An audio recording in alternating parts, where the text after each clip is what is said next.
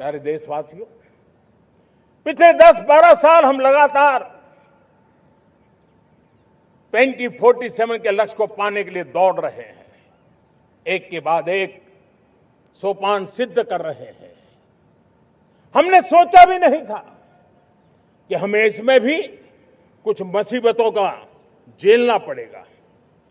पिछले 10-12 वर्ष में कितने संकटों का सामना करना पड़ा।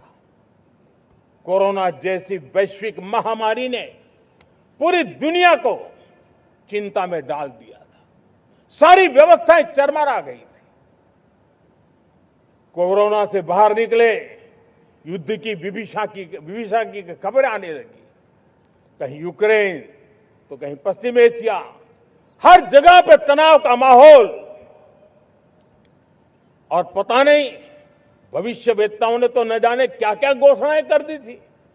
देश को डराना, देश को भयभीत रखना, देश को चिंतित रखना, इसी में कुछ लोगों को आनंद आता है। वैक्सीन नहीं मिलेगी, कोविड में लोग बचेंगे नहीं, कुछ भी नहीं होने वाला।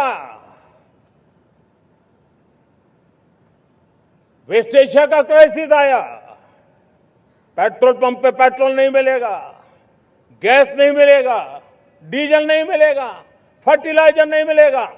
सारी दुनिया भर की अफवाहें फैला करके भारत के लोगों को भयभीत करने का, डराने का, चिंता के अंदर डुबो देने का कुछ लोगों को आनंद आ रहा था।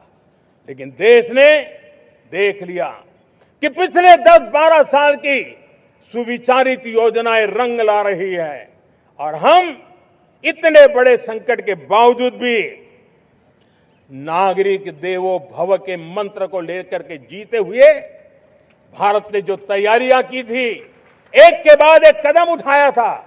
सोचा नहीं था कि संकट आएगा, लेकिन उस संकट के समय में ये सारी चीजें काम आ गई और आज देश में गैस भी है, पेट्रोल भी है, यूरिया भी है। हम अपनी ताकत के ऊपर खड़े हो रहे, चल रहे। मेरे प्यारे देशवासियों, दुनिया के इन संकटों का प्रभाव हर किसी पर हुआ, हम भी अछूते नहीं है। यूरिया के दाम दुनिया में 3,000 रुपया पहुंच गए एक बोरी का। आज भी हम मेरे देश के किसानों को वो बोझ सहने के लिए मजबूर नहीं कर रहे। सरकार अपने कंधों पर वो बोझ उठा रहा है और दुनिया से जो 3,000 रुपया में यूरिया का बोरा हमें मिलता है, वो हमारे किसानों को हम सिर्फ 300 रुपये में दे पाते हैं।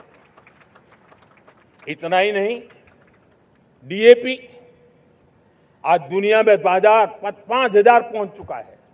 लेकिन मेरे देश के किसानों को दिक्कत ना हो, इसलिए 1,350 रुपये में आज भी डीएपी देने का काम हम कर रहे हैं। मेरे प्यारे देशवासियों, एक समय था जब मैं आत्मनिर्भरता की बात कर रहा था तो कुछ लोग एयर कंडीशन चैम्बर में बैठ करके सोचने वाले लोग हमें बता रहे थे ग्लोबलाइजेशन का क्या होगा। लेकिन दुनिया देख रही है कि पिछले एक दशक में ऐसा लग रहा है कि दुनिया ने ग्लोबलाइजेशन बोलना ही बंद कर दिया है। जहां से ग्लोबलाइजेशन की आवाज आती थी वो बंद सुनाई नहीं देती है। दुनिया का हर देश अपनी अपनी संभालों के मिजाज की तरफ गया है।